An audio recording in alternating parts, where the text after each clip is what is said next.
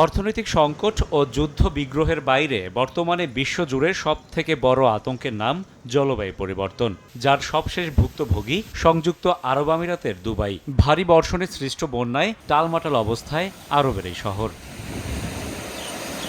শুধুই কি দুবাই?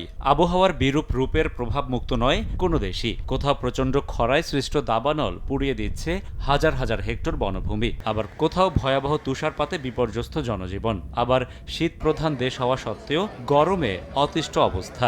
মেরু অঞ্চলের বরফ গলা ও সাগরের পানির উচ্চতা বৃদ্ধি তো আছেই, এ যেন আবহাওয়ার বড় এক ছন্দপতন। বিকাশে কম খরচে ক্যাশ আউটের লিমিট বেড়ে 50,000, প্রিয় এজেন্টও 2টা। বৈশ্বিক এসব সংকটকে পাশে রেখে এবার একটু দৃষ্টি দেয়া যাক বাংলাদেশে। কাগজে কলমে ষড়ঋতুর দেশ বলা হলেও ঋতুগুলোর স্বতন্ত্র বৈশিষ্ট্য অনেক আগে থেকেই হুমকির মুখে।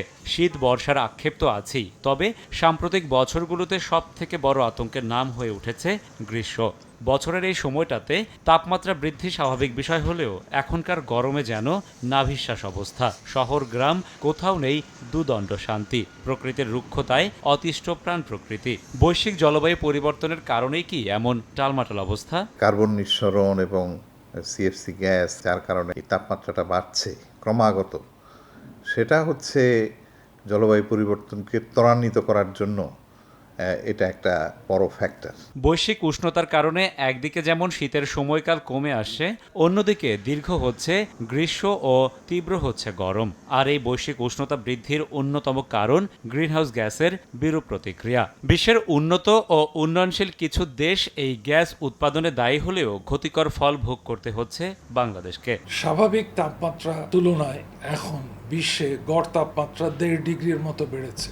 এই জলবায়ু পরিবর্তনের কারণে আবহাওয়াতে বিরাট পরিবর্তন হবে, বৃষ্টির সময়টা বদলে যাবে, ঘূর্ণিঝড়ের পরিমাণ বেড়ে যাবে, জলোচ্ছ্বাসের উচ্চতা বেড়ে যাবে, নদী ভাঙন বেড়ে যাবে। আমাদের যে কালবৈশাখী হয়, এটার সময়কাল বদলে যেতে পারে।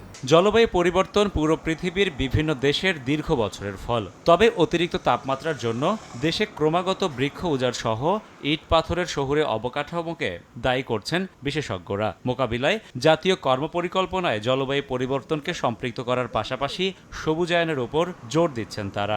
পৃথিবীর প্রত্যেকটা দেশকে দুটো পরিকল্পনা করতে বলা হচ্ছে। একটা হচ্ছে বিরূপ প্রতিক্রিয়া মোকাবেলা করা কি করে যাবে, দ্বিতীয়টা হচ্ছে গ্রিনহাউস গ্যাস কমানো। জলবায়ু পরিবর্তনের যে অভিঘাত, এটা আমাদের জন্য একটা অস্তিত্বের একটা লড়াই তৈরি করে দিচ্ছে। সরকার শুধু আইন করে বা শাস্তি দিয়ে বা অর্থায়নের ব্যবস্থা করে এই সমস্যার সমাধান করতে পারবে না।